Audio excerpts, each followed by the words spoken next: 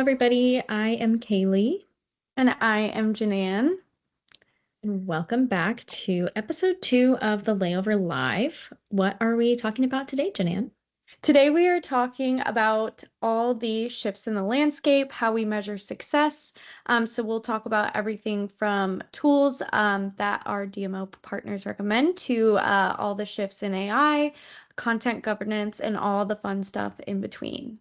Before Okay, we got get it. into our topic, Cayleigh, I know you sent me a really cool campaign recently.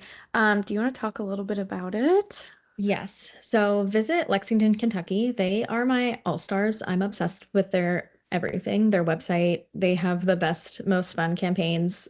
They were the ones that did that alien campaign a couple years ago. Do you remember that? That was, Yes. it'll live in my brain rent-free forever and ever because it is my favorite campaign I've ever seen. Because I do love aliens and anything paranormal.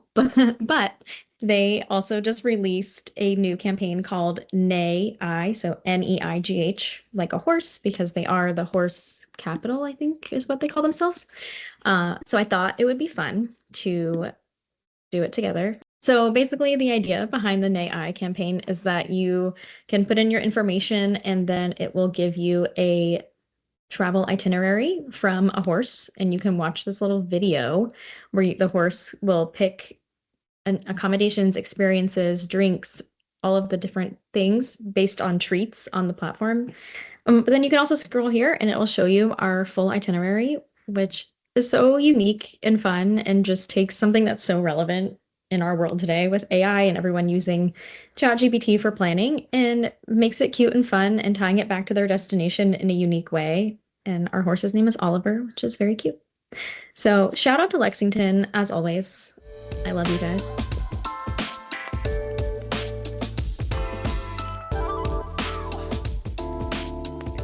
Joining us today to talk all things KPIs, changing metrics, how they're running their current teams are Andrea Robyns from Experience Grand Rapids and Vimal Vyas from Visit Raleigh.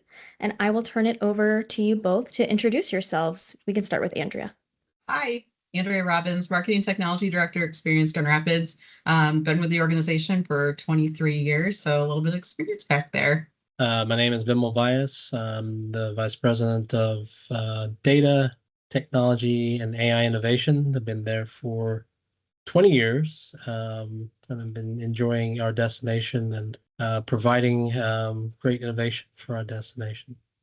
And before we get into our conversation today, we do always joke that you guys are industry besties because whenever you have conversations, they're so fun to listen to. So I'm very excited to hear what we get into today.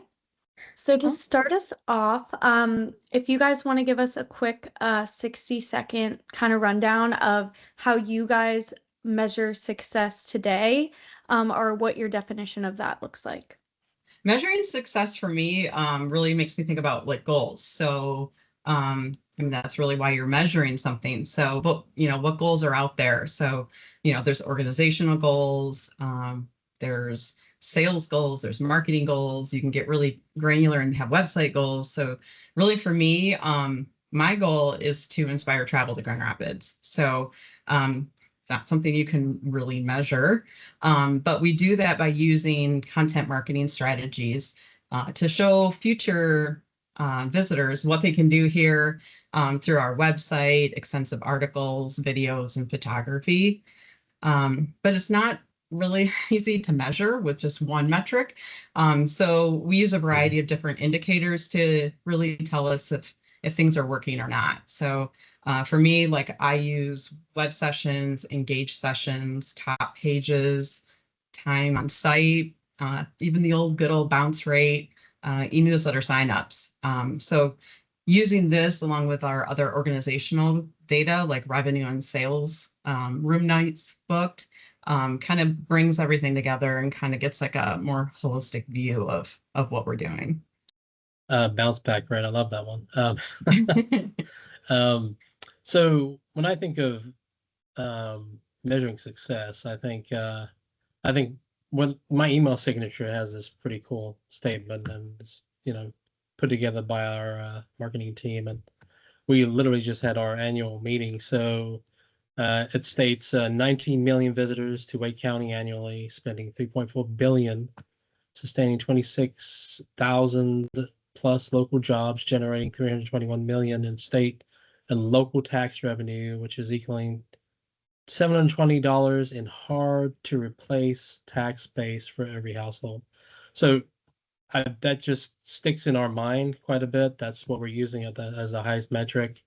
So to me, what the KPIs that Andrew is talking about drive those to be successful. So to me, those are the main ones. But those are just the foundational figures. I think if you're talking beyond the economy aspect, when we're looking at our 10-year plan for our DSP and our long-term roadmap, and how we're trying to increase visitation based on that, and the things that we're working toward, which is community alignment, quality of place, and destination development, all those things I think contribute as well, especially, and I think the content marketing strategy is one of those pieces too, and all those pieces of the puzzle. So yeah, I mean, and then just to relate that to obviously with Destination Next that came out in July, the future study, that reinforces, I guess when I was reading that, it was more of the multi-dimensional leaders is the future aspect, and what the new measures should be, which are, resident sentiment, sustainability, inclusivity, workforce impact, and then the visitor journey outcomes. And all those coming together, I think, with having our basic and economic values, also with the marketing KPIs and the engagement and the journey, that I think all those coming together is really all the KPIs that we're trying to use to tell that destination story. And I think that's the biggest challenge, is to track all those and create that story. Right. Because I mean, depending on who you're talking to, what matters to them is going to be completely different. Your email marketing team is going to have a different level of success versus, your executive leadership or your board or the community. Like, everybody has a different piece of the puzzle that they would say is the top thing. So it's hard for us as the destination marketers or the leaders to say, well, here's the KPIs we can see, and here's how it can tell the story you want it to tell. Like, I can take the same KPIs that I'm getting from the website and I can explain it to my marketing team, who understands those really intimately because they're in it every day. And then also try to twist that to talk to the board to say, here's why this matters for what you all think matters the most. And, do you find that's something that's like a learned trait, or, how can you train that to somebody? Because I feel like that's something that's sometimes missed. Sorry, I threw a curveball at you guys. No, I mean, it's a good question. I think for us, we do a lot of internal analysis, so we don't necessarily, that was a great information piece that you read off in your email signature, but what first comes into my head is like, oh, well, then we're going to have to justify that number next year. And so we try to get ourselves in a position where we can sustain that successfulness going forward. But we are looking at those numbers and trying to understand like what's happening in market, what's happening, in these different sectors of our business and our destination as a whole. So, because a lot of times it's data modeling. So, Vimal and I have had a lot of conversation about, data. And so when you start talking about this number, and it's like, well, but is that 100% of the number? It's like, no, it's a part of that number. So then you're trying to analyze it as a whole. And it's a math problem. So I think you're right. The foundational aspects is important. But I think if you think about the website stats, if you break that down into numbers, you want to tell that data story. You want to tell the impact of how many impressions, what's the awareness to, how many sessions are on the website, how many page views. And then we work with Simple View quite a bit with DTN and other, what was the impact of the referrals? So you want to create that story. And then we also use threshold. What was the impact of threshold as well? And creating that picture and that layered response, I think really paints a picture for everybody. Also answers questions for those that are looking for different answers in that type of storytelling. And that's what we did. I put that out to our partners as well. Marketing puts out their stuff from the social aspect and the ad spend and those types of things. And I think it's important to be able to tell those. And you're right. Year over year, you got to make those numbers, and that's hard, right? But we've got great research through tourism economics, Longwoods. I mean, we've got some really good, and we have done and performed well. So we are very fortunate for our destination and the growth that we've had. Before we get a little bit further into like the organizational and industry goals aspect of this conversation, I do really like what Cayleigh asked and want to shift it a little bit to how do you guys measure success in your roles personally? Like, how do you go home at the end of the day and, you know, feel like you came off a big win? Like, what does that look like to you? Curveball. I know it is a curveball. Well, because I do a lot of things in my role, and sometimes it's not measurable in regards to something related to marketing. My role is to help our team understand ABC. So, sometimes it's, wow, I got our entire team to understand that when we talk about content and as a whole and in winter one, and we're, that we have all of these things lined up, and being able to kind of see the holistic approach of, promoting this destination at a time, that's a win for me. Being able to have some information to, kind of come together, with identifying this piece in our dashboard and this piece in our dashboard, and then another piece, a nugget of information, and saying, hey, I wonder if we should go stronger into this market because these indicators are showing that people are interested in this, and being able to kind of see those results on that. So for me, it varies a lot. Usually sometimes it's just like getting through the day, like, okay, I got my to-do list done. Yeah. Those little wins are good too. I think for me, one of the wins, I think from a technology standpoint, being innovative in the marketing technology space, really, for me, it's kind of twofold, like future-proofing our DMO and looking ahead. What do we need to do to keep us relevant is one of what I think is important. And then working with when I worked with the AI chatbot process from beginning to end, that gave me that opportunity to understand what it takes to do that.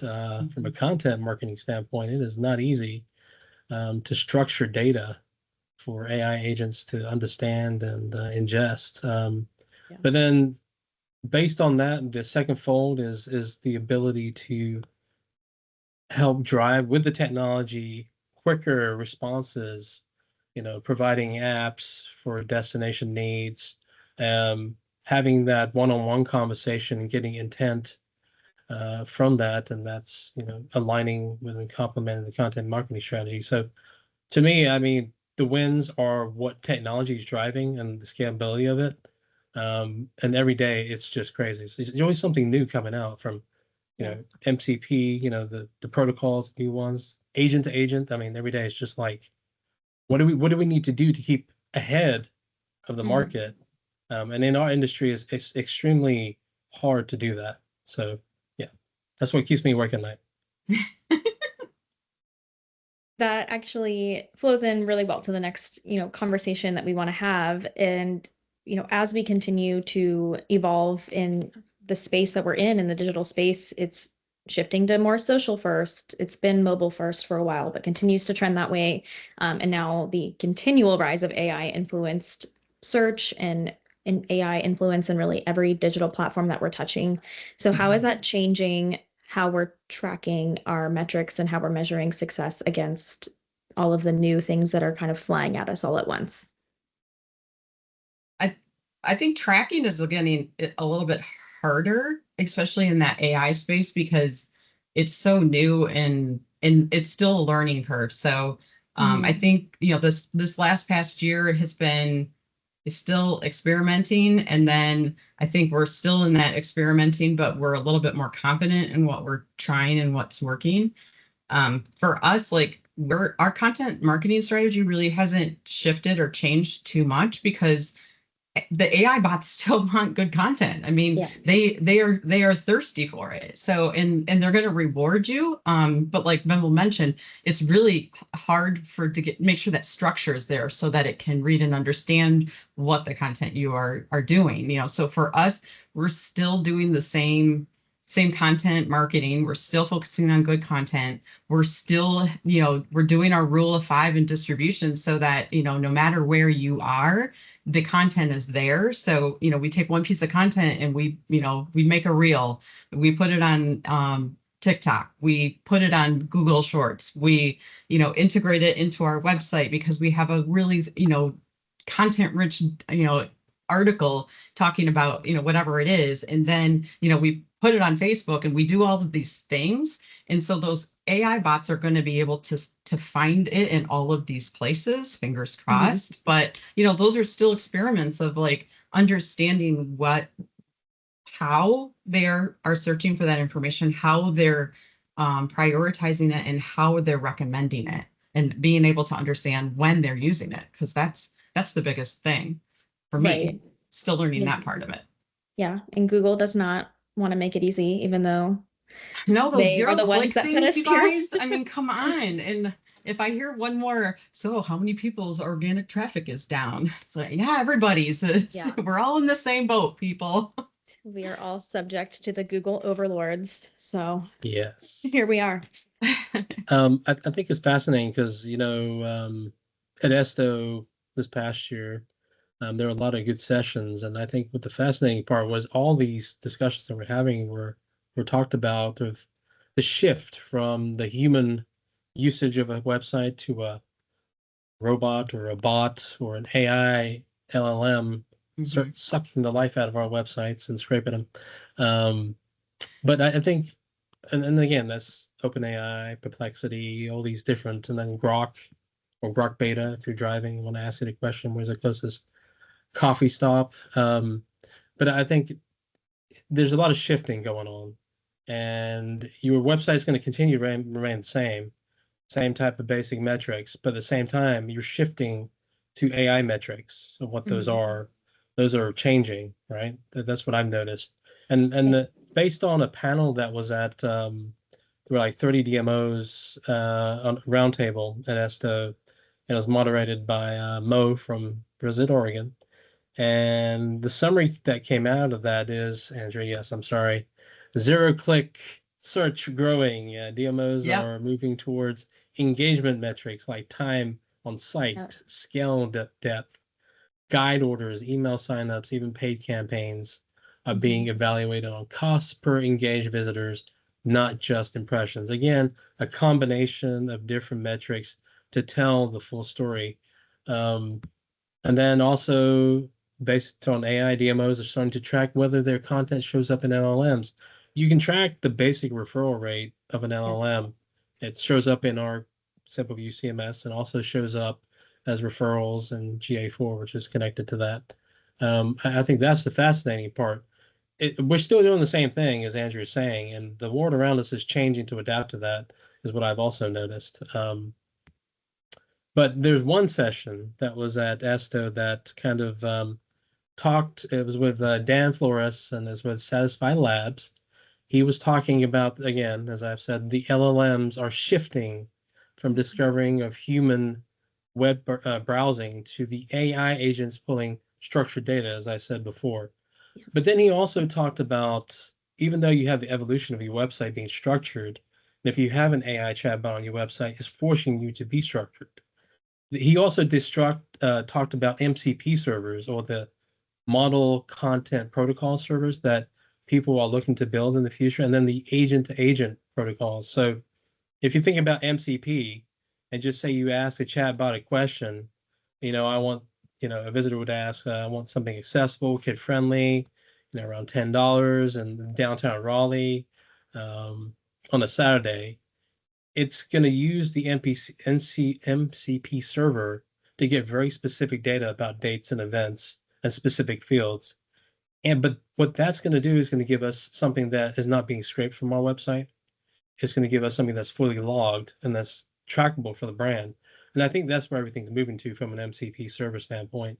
And then if you look at the future that he talked about of agent to agent, so an example of that would be like if a meeting planner says and asks a question, I need 250 person reception near the convention center on March 12th, and I need 3 breakout rooms and walkable to hotel room blocks.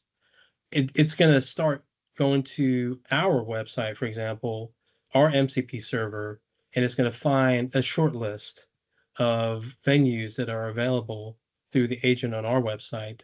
That MCP server is going to hand it off to another agent to talk about can we book these rooms at these hotels that are close by? Is there availability? Then they hand it off to another agent to do the final booking for that and package it. So technically, that is kind of the future. I know based on ticketing and chat bots right now, they have the ability for you to say, I want to book this ticket. It just clicks off to another window and opens up the ticketing agent. But eventually, those things will all be in the background. And that's what he was talking about. And that's where I see things going. But I can talk all day about that. So yes. And I'm going to quote one of my favorite podcasters from the podcast Ologies, where she always says that she asks smart people dumb questions. So I'm about to ask you a dumb question. What is an MCP server? So MCP is, if you think about TCP/IP, so just say you're sending your email. There is a protocol that when you send it from Outlook, sends it through the internet and then goes to Microsoft. It breaks that information down and sends it over a protocol and standardizes that data. So when it gets back to a server on the other side for it to, or the recipient, it decodes it and puts it back into that email shape and format. So you're going from this big block of data to zeros and ones and then to a big block of data so you can read your email. That's pretty much what's happening here. It's if you think about Legos, you got Legos in each and every room. The MCP server or that concept is going to take all those Legos, put them together for you, and then transmit it somewhere, and then put them back into other rooms. It's really just a protocol of centralizing data, putting that data in a certain format, and then sending it off. In other words, like an application protocol interface or API. Okay. Got it. So it's basically just how the internet works, which is one of those things that I just don't ask. I don't really understand it. What do you mean? It's the shortest term ever to say. Yeah, exactly. Great. Thank you. Well, I know we've talked a lot about, the unexpected in the future and how we prepare for that and kind of our predictions for that. But I do want to kind of go to the way back machine and talk about what metrics used to be very important to you guys and to measuring success that you've seen dissolve over time, or do you think will dissolve within the next couple of years? Well, the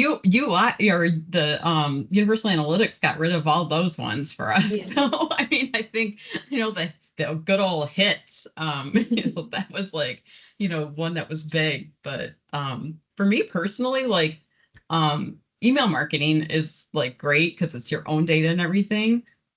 People would get freaked out about like unsubscribes. I'm like, don't be scared of your unsubscribes.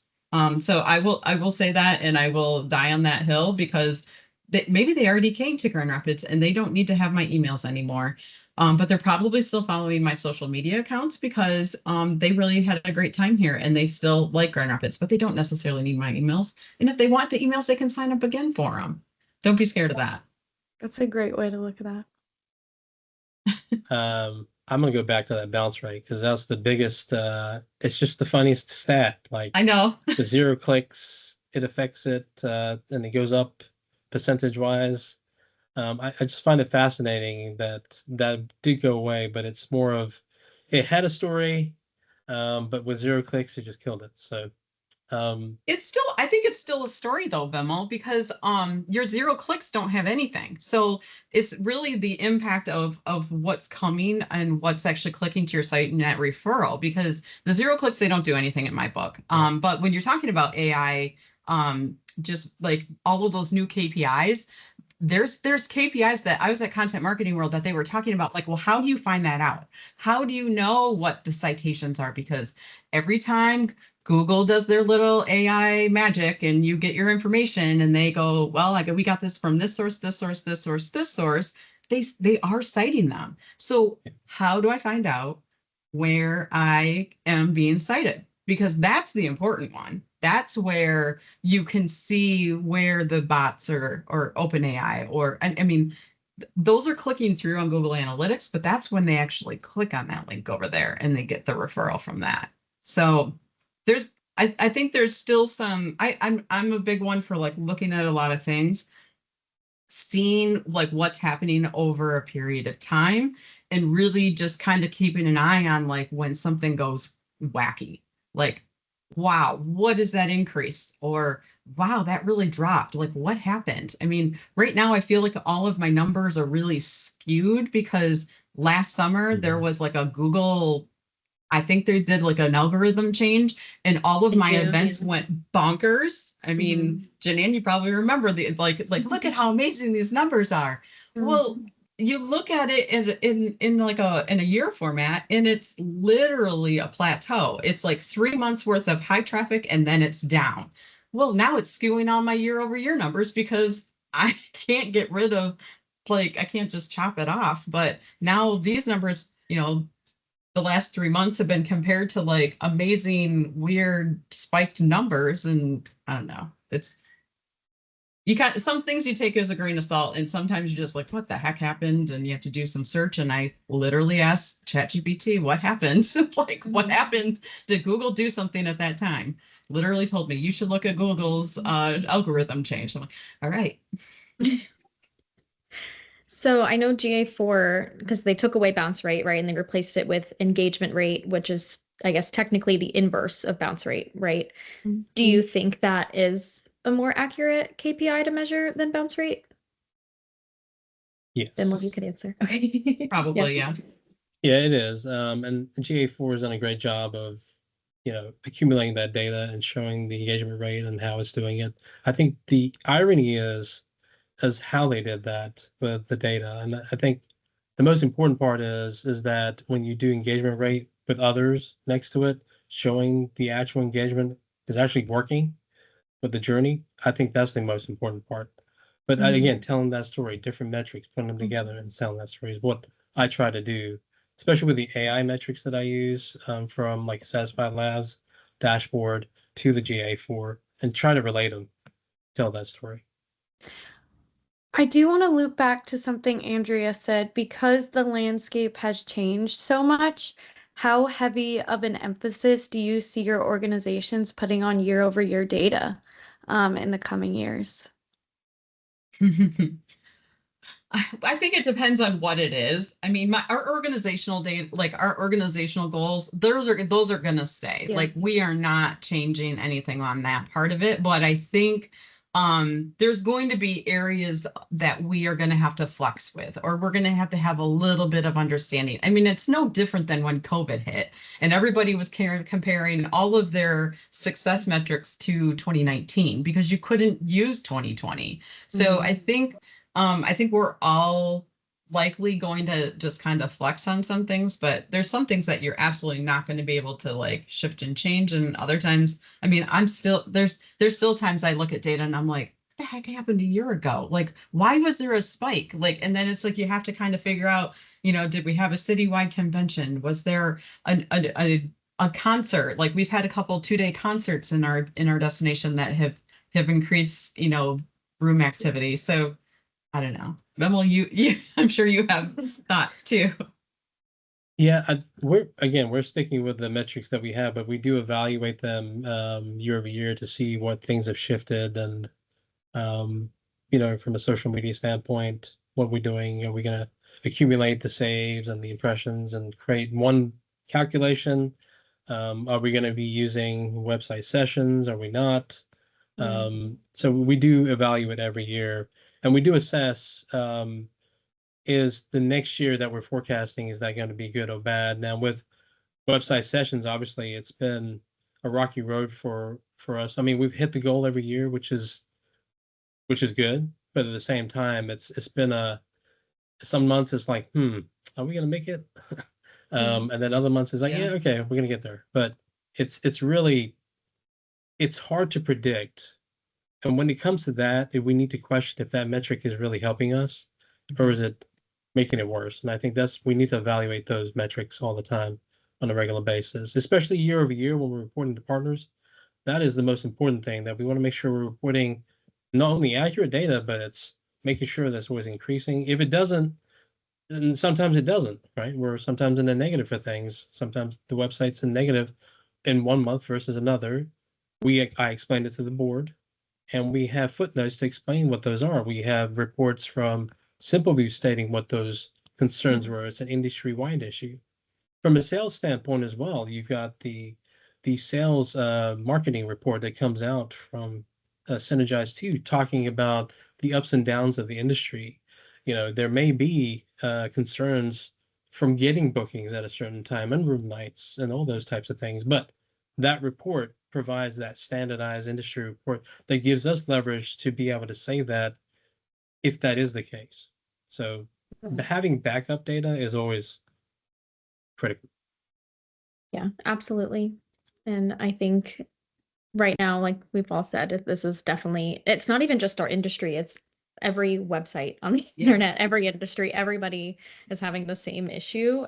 So it's more just finding the solutions that work for our destinations and our customers and make sense when you think about the traveler journey, because not only is a user's journey changing when it comes to a marketing funnel, it's, I know people say it's like a web, or they compare it to other things that I can't think of now. But I mean, even the traveler's journey is changing now, and the way that people are finding inspiration for travel is changing. And that's actually something that they talked about at Content Marketing World, because like the journey of an AI person, I use that loosely, but they're actually more qualified coming into your site by the time they get there, is what they're saying. So like everyone's freaking out about their organic traffic dropping because it's such a huge number of the whole. But really chatbots and that kind of thing, they're very small. But what they're saying is that they're actually they are more engaged. They're ready to, they're coming actually in mid funnel as opposed to the top of the funnel. So I think that's something for us to be understanding of, and making sure that even though organic is dropping, is your business dropping? Is your, are some of those other, like the really important metrics like hotel sales and revenue, like are those dropping? Because ours aren't. Yes, the organic's down, but our organic's down like 20-ish%, which is really, really good. Especially coming out of Content Marketing World, people were like 50% down in their organic, and it's because they don't have good content. So I think there's still, I think if you've set yourself up well with, doing what you're supposed to be doing and inspiring travel and providing information, that you're still going to have the successes that are happening there. The AI bots are just a different way of getting there. Yeah. And I just read a study from SEMrush that said that users coming in from AI responses are 4.4 times more likely to convert than somebody coming in from a traditional search. So definitely have heard that as well. I have heard some other conflicting studies, so I think it might still be too early to know which one is correct. The other thing too, and I'm doing a webinar about a lot of this stuff next week too, so sorry for when this comes out if people have watched both and I'm like beating a dead horse here. But Never. Amadeus just released a study too that showed that social media is now the #1 source of inspiration for travelers. So it used to be friends and family for a really long time. So you're right, they are probably coming in mid-funnel where they're going to a social media platform, trying to figure out where they want to go. They're maybe finding your socials, and then they're going to go to the internet and do that further search from there. Or they might even come in direct from your Instagram, your TikTok links. So that's actually going to come in as organic social to your site, not organic search. So don't slack on checking your organic social and seeing the growth there too, because that is overall, social media is also a search engine and also uses a lot of AI. So it does. A lot of opportunity there. I was just talking to our social media manager about that, because she was like, hey, did they talk about this? And I was like, yes, it's everything. I mean, and it's still brand management. Because if somebody's on Reddit and they're talking bad about your destination or about you, that is also going into the AI, context of what they're showing or what they're providing. So you still have to do that brand management in that, sentiment, and making sure that those are all, I mean, it's not this or that, it's another thing. So Right. So as far as new tools, platforms, we've kind of been talking about all of that, but are there any new technologies, new dashboards, anything that you guys are testing out right now, or anything that you've had success with recently? I'm gonna look at Vimal for this one, because yes, I mean we're using like Symphony Dashboard, but we are very early into collecting all of our things there. But I know Vimal's got. I think some of the fascinating partners that are out there, I think one of them is Amadeus. Just the forecasting aspect, 52 weeks of room night data that's out there, the It's really cool. occupancy. It's just mind-boggling to tell me 52 weeks out where rooms have been booked or reserved or have been committed. I think it's to understand that it helps in so many different ways. Now we get our funding from interlocal taxes, so we get them in the arrears. So for us, it's very helpful to understand that from a budgeting standpoint. It also helps to understand how we layer that and see what future aspects are coming, but also what was it the year before with OnStar/STR data, is to see the comparison. I mean, they're not easily comparable because obviously with Amadeus, there's only certain hotel brands. It's not the unique brands, and some hotels don't share. It's just reservation booking information versus the STR, where it's majority of hotels that are reporting that data that are audited. Another product I think is really cool is Epsilon, the credit card processing data. To understand the spend within the destination, that's been very helpful. Longwoods, Longwoods International is great for brand health. That's really helped us. Tourism Economics, hands out to them.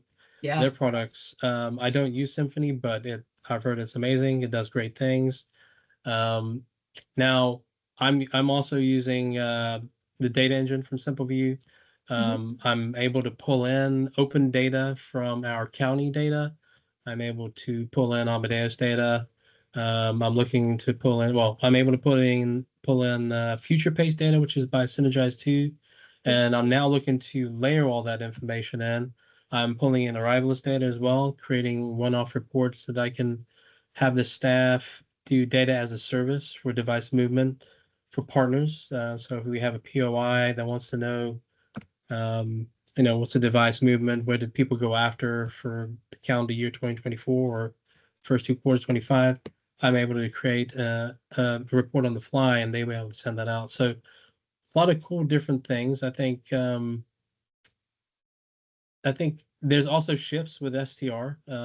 There's, you got the defined STR model of receiving your CSV files. That's going to change in the future to being in the CoStar system. They're going to change their methodology. I think that's really exciting. The other one I think is coming is the, I don't know if I'm allowed to talk about it, but we'll find out, is the EIC 2.0. That's really exciting. They're going to change how the back end of the economic impact calculator works. They're going to add refinements to it, make the calculation, adding more features and formulas to the back end is what I understand. And I think that's coming out maybe December, January timeframe, if I remember correctly. So yeah, a lot of cool stuff out there. I know you both have mentioned AI chatbots on your site. A lot of DMOs are implementing those recently. I also see a lot that have not, and I don't know if they're even thinking about that yet. In your opinion, is that like an absolute must budget for in 2026 item? If I think about it, it's been about a year and a half. I worked with all my staff, leadership team, worked with the board to help test an AI chatbot. I learned a ridiculous amount of what you should and should not do in a board meeting. So just forewarning. Be careful when you do live demos of a chatbot and a board meeting. But it worked out well. I mean, we did it at such an early time where it's so new that they were intrigued about the innovation of it. But the most important thing of creating a chatbot, it is forcing you to structure your data. That is most probably the number one thing to me. Even if you don't have a chatbot, you need it just to help you, force you to structure your data. And then that structured data of, question, answer, and that structure, that's what a chatbot does. It's going to help you answer those concise questions and answers that the chatbots like OpenAI, Claude, all these are looking, and Perplexity are looking for to answer. And your data is going to be more susceptible to being pulled because it's already there. And that's the format that it's looking for. And then with the AI chatbot forcing you to structure, it's then going to help you use the new protocols that will come out to be able to transfer data from your websites to another MCP server, as we talked about in the past here, and agent-to-agent communication. It's going to control that data to be in such a structure that it's easily readable. Chatbots are going to get so people are going to start get so comfortable with them, and based on like content marketing, where like people trust this data like immediately, which is crazy because I challenge everything. So but it's going to become more common. I don't know if every place needs a chatbot, but we do need the smartness that comes from a chatbot to be on our website.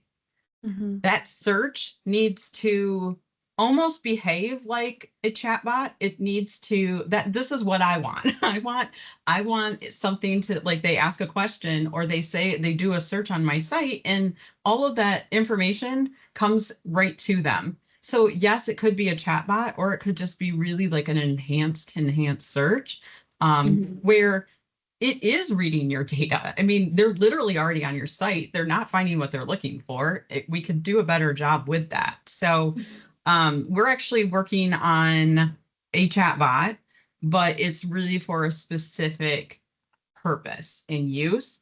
And we went to partner with somebody to really help us with that part of it. And it's going to benefit us both. So that's about all I'm going to say. It's coming soon. But it really is going to help travelers experience the destination better in a particular market for us. So I think you're right about the search aspect of having, if you're asking a question, it should combine all those features. Yes. And be able to have a conversation and get the results all at the same time and be able to interact with it. So yeah, you're spot on that. I loved the part about having a structure, and Cayleigh's going to get so tired of hearing me say this because I talk about it all the time. But Andrea, I loved your content governance plan that you put together, because while it was created when you were looking at shifting to more of a mobile first landscape, I think it's still applicable today. So can Absolutely. you speak on how that has helped you navigate these changes?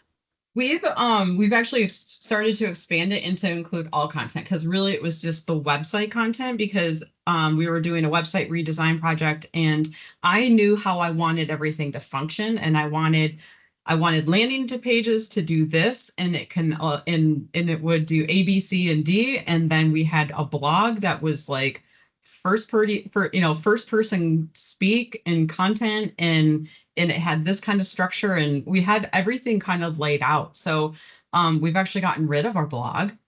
We have sunsetted it, and we've restructured all of that content to be articles. So which I think actually might benefit us in this whole realm of AI, because they look for articles. They're looking like I don't know if that first person expertise is going to be missing from what these AI bots are wanting, but that whole structure allowed us to really be very clear on who's responsible for what we're doing, how we're updating it, because everybody wants to have good content. I mean, if you have a blog post out there, especially before COVID, you are doing yourself a huge disservice. So, we put in a structure of all of our content is reviewed at least once a year.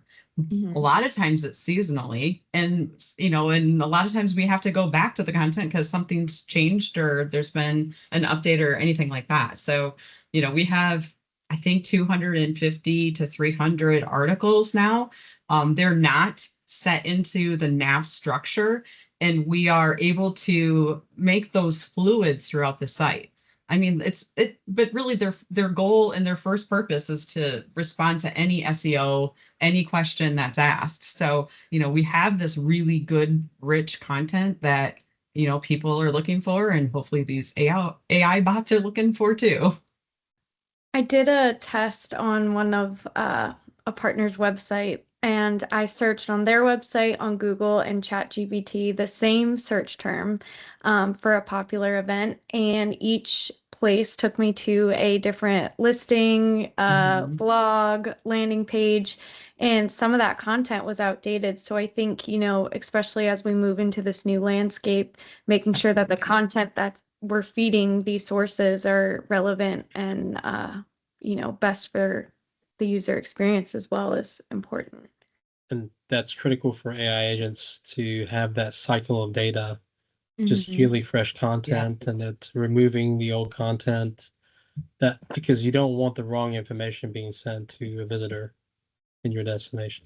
They were even talking about a content marketing world, even like the day after an event, changing the context of it or like the term of it. So you flip it to past tense. So the information is still like valid, and it's just like, and this is what happened instead of like, this is what's happening. We just have to do it like pretty quick though. So that's what's, I think, going to be the hardest part is, for destinations who have a ton of content. And I would say we have a ton of content, but there's a lot of companies out there that they are literally are like millions of pages. I don't think I'm there yet, but that's hard to do. That's hard to keep up on.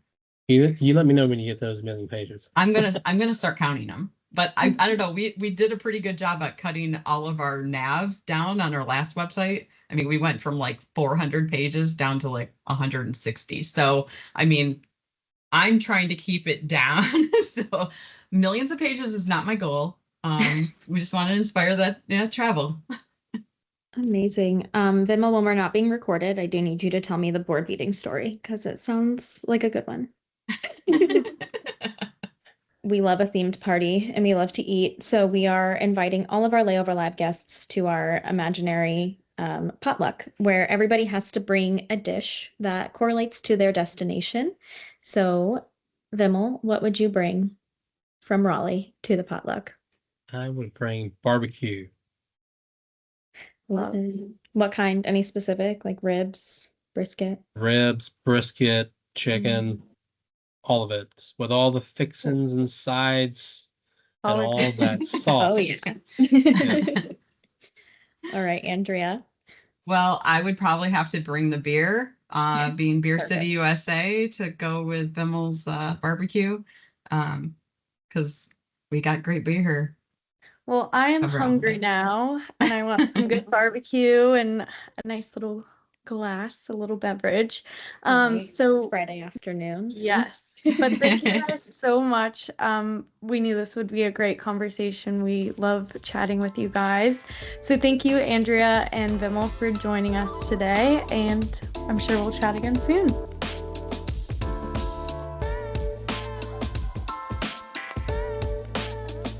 Thank you, everybody, for joining us today. We hope you got some really great information you can take back to your teams, to your leadership.